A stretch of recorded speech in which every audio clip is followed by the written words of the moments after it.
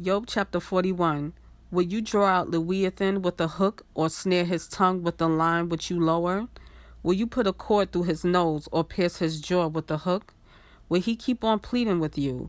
Will he speak softly to you? Will he make a covenant with you to be taken as a servant forever? Will you play with him as with a bird, or leash him for your young girls? Would trading partners bargain over him? Would they divide him among the merchants?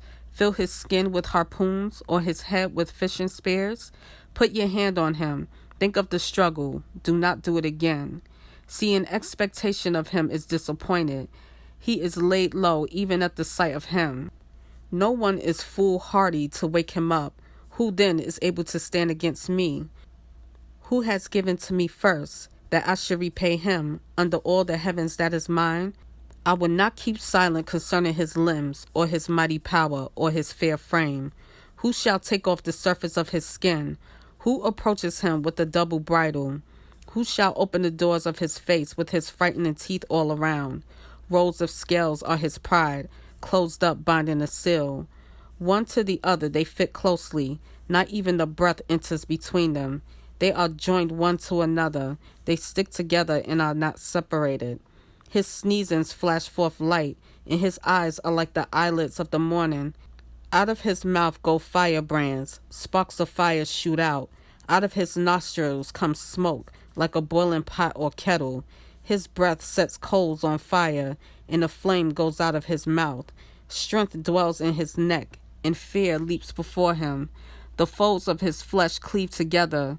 They are firm on him, immovable. His heart is as hard as stone, even as hard as the lower millstone. When he raises himself up, the mighty are afraid. Because of his crashings, they are bewildered. No sword that reaches him does prevail, nor spear, dart, or lance. He reckons iron as straw, bronze as rotten wood. The arrow does not make him flee. Sling stones become like stubble to him. Clubs are reckoned as straw. He laughs at the rattle of a lance. His undersides are like sharp potsherds. He sprawls on the mud like a threshing sledge. He makes the deep boil like a pot. He makes the sea like a pot of ointment. He leaves a shining path behind him. One would think the deep to be gray-haired. No one on earth is like him, one made without fear.